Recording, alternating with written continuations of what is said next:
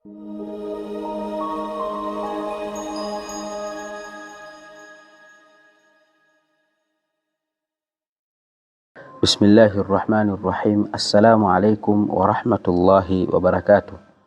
Alhamdulillah wassalatu wassalamu ala rasulillah wa ala alihi wa sahbihi wa mawala wa ba'd. Wapenzi watazamaji wa channel yetu ya Kabeke TV, tunaendelea na somo letu tulilolianza linaloelezea masala mbalimbali ya ifahamu sheria ya ndoa. Masala mbalimbali yanahusiana na somo zima la an-nikah. Na leo insha Allah, baada ya ukimya wa siku nyingi, tunaendelea na kipengele muhimu ambacho kinaitwa wadhifatu mutawalli uqudil ankiha.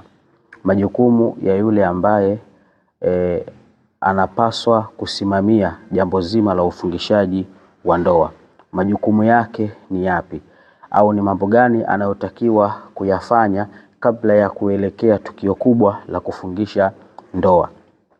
Jambo la mwanzo tutakalolieleza katika siku hii ya leo, tutamueleza kwa ufupi kama ambavyo tumeipata katika taaliki kitabu chetu cha Al-Miftah li Babi Nikah.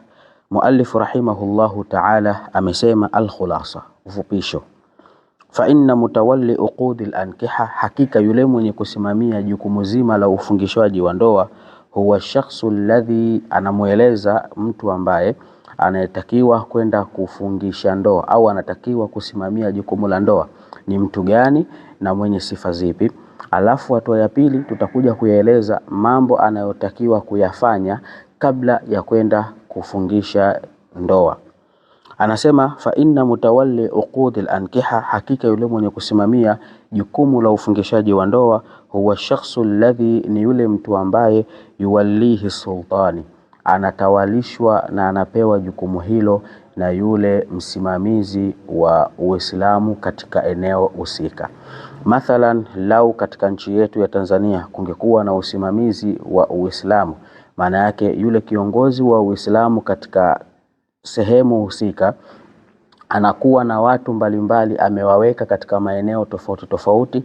Watu hao wanakuwa ni maalumu kwa ajili ya kusimamia jambo kubwa la ufungishaji wa ndoa. Kwa huyu ambaye anafungisha ndoa, moja katika jambo au jukumu ambalo analopewa na sultani ni yeye kuchaguliwa na mtawala kuwa ndiyo mtu ambaye anapaswa kusimamia ndoa. Au naibuhu, imma atakuwa yeye aliyochaguliwa au naibu wake aliyochaguliwa na sultani. Wa yushtaratu fihi, na inashartizwa kwa huyu aliyechaguliwa kuwa ni mtu ambaye ndio anayetakiwa kusimamia jukumu zima la ufungishaji wa ndoa, an yakuna dhakaran hurran, awe ni mwanamume lakini pia awe ni mtu aliyekuwa huru, adlan, awe ni mwadilifu, faqihan bibabin nikahi, awe ni mtu ambaye ana ufahamu wa masala mbalimbali yanahusiana na ndoa. Wala yalzam fiqhuhu bibaqiyati al-abwabi, wala haimlazimu kuwa ni mtu ambaye mwenye taaluma ya kutosha katika milango mingine ya kifiqhi au milango mingine ya kisheria, bal awe ni mtu ambaye ana taaluma ya kutosha katika usimamizi uliokuwa sahihi katika majukumu au katika jambo linalohusiana na ndoa. Fa in lam yujad hakim yaqumu bidhalika fayuwallihi ahlu shauka, ikiwa hakupatikana sasa yule ambaye amechaguliwa kusimamia jambo hilo la ufungishaji ndoa, basi anayepaswa kusimamia jambo hilo ni wale ahlu shauka, watu wenye hamasa katika maeneo fulani na watu wenye kusikilizwa katika maeneo husika. Fa in lam yujad yuwallihi ahlul hilli wal aqdi, ikiwa hatopatikana ahlu shauka, basi atasimamia jukumu hilo hao wanaoitwa ahlul hilli wal aqdi.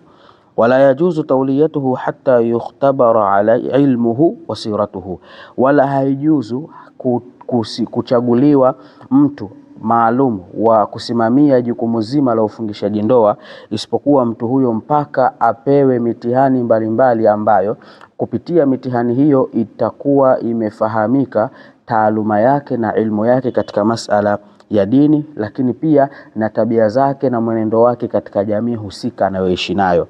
Wala yasihu ta'liqu tawliyatihi, wala haisihi kuweka ta'liq kwa kule kumtawalisha kwake. Mfano wa ta'liq ni kuninginiza jukumu la yeye kuweza kufunga ndoa. Mathalan, injaa abi fa anta waliyu, kwamba endapo atakapokuja baba yangu wewe ni walii wa ndoa fulani. Kwa hii ni katika jambo ambalo halisihi na limekatazwa kwa mujibu wa kauli ya aljumhuri alfuqaha. Amma taqituha, ama kumtawalisha kwa wakati maalumu, fayasihu ka qawlihi wallaituka ila sanatin. Mfano nikisema at-taqit ni kumwekea muda maalumu wa yeye kuweza kufungisha ndoa, kwamba nimekupa jukumu la kufungisha ndoa lakini kwa muda wa mwaka. Maana yake ndoa yoyote atakayefungisha ndani ya mwaka huu itakuwa imesihi kwake yeye, na jambo hili kwa ujumla linasihi. Lakini kumwekea taaliki, kuitungika ile ndoa, kile kitendo cha usimamizi wa kufungisha ndoa, ni jambo ambalo halisihi. Kama ilivyokuwa katika nikah, haisihi taaliki fi nikahi, kutungika kumuoa mtu fulani kwa jambo fulani likipatikana katika nikahi. Hivyo hivyo katika hili jambo ambalo ni wasita, ni jambo ambalo tunapitia hilo ili kufikia katika nikahi, pia jambo hili halisihi. Katika faida ambayo ameiweka muallif rahimahullah katika kitabu chake hiki, anatuambia tanbihu: idha uhdiya lil'aqidi nuqudan au hadiya jaza akhadhuha bishartain.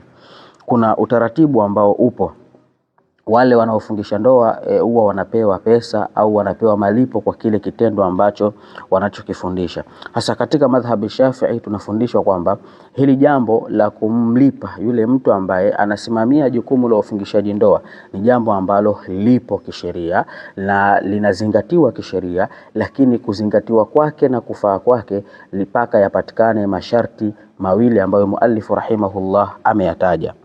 Kwa hiyo anasema muallifu, sharti la kwanza la huyu mtu ambaye atakayekuwa na jukumu la kusimamia ndoa kisha akawa analipwa kwa jukumu hilo la kusimamia ndoa, anasema an la yashtarituha alaihim, kwamba ye mwenyewe kwanza asiwawekee sharti kwamba ili nifungishe ndoa yenu lazima munilipe, illa idha kana fi itiyanihi kulfa, isipokuwa pale itakapokuwa ili afike katika eneo husika kwa sababu ya kufungisha ndoa lazima ipatikane gharama ya kumtoa alipo mpaka hapo. Maana yake kuna hali ya ugumu wa kimaisha mpaka ipatikane hilo, basi hilo halina shaka linafaa.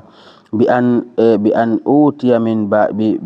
utiya min ba'idin mathala, mfano akawa ni mtu ambaye anatoka katika maeneo ya mbali. Sharti la pili, an la ya'taqida ujubiha alaihim, wala asiitakidi kwamba kule kupewa ni jambo la wajibu kwa hao anaokwenda kuwafungisha ndoa.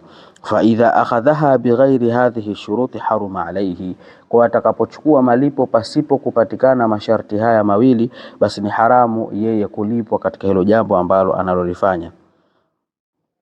Anasema kwamba fa idha akhadhaha bighairi hadhihi shurut haruma alayhi akhadhuha, ni haramu kuchukua malipo hayo. Wa yajuzu lahu akhadhuha bi sharti aljaala wal ijara, na inajuzu kuchukua malipo ya kule kufungisha kwake ndoa kwa sharti ya hayo malipo ayapate kwa njia ya aljaala au kwa njia ya alijara.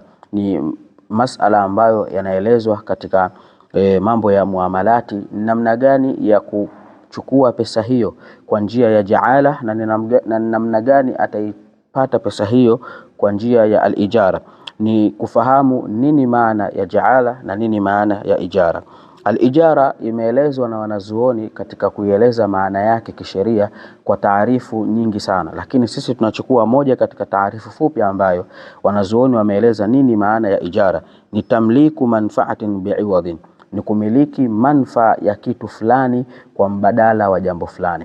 Maana yake yeye hicho kitendo anachokifanya akipitia kwa njia ya ijara, itakuwa kwake yeye hakuna shida katika malipo hayo ambayo atakayoyapata kwa huko kufungisha kwake ndoa. Ama ikiwa ni kwa njia ya jaala, mfano wake ni pale wale wahusika watakaposema idha qala man fa'ala li kadha falahu kadha fahadhihi jaala, ikawa wale wanaofungishwa ndoa wakasema atakayeweza kuja kutufungisha ndoa, manake wakatangaza tenda ya kazi hilo kwamba atakayeweza kuja kutufungisha ndoa malipo yake yatakuwa ni kiasi fulani. Maana yake akipitia kwa njia hiyo, basi inajuzu mtu huyu kulipwa kwa kila ndoa atakayeweza kuifungisha. Kwa hivyo huu ni utangulizi ambao katika kuyaeleza majukumu ya yule ambaye anayotakiwa kufungisha ndoa, ni mambo gani anayotakiwa kuyafanya kabla ya kufungisha ndoa. Hatua ya mwanzo tumeanza kumueleza ni mtu gani na sifa zake ni zipi, na ni mambo gani ambayo anatakiwa kuyazingatia katika kuliendea jukumu zima la ufungishaji wa ndoa. Endelea kuwa nasi katika chaneli yetu hii uweze kupata faida na kuyafahamu mengi yanayohusiana na ndoa. Assalamu alaikum wa rahmatullahi wa barakatuh.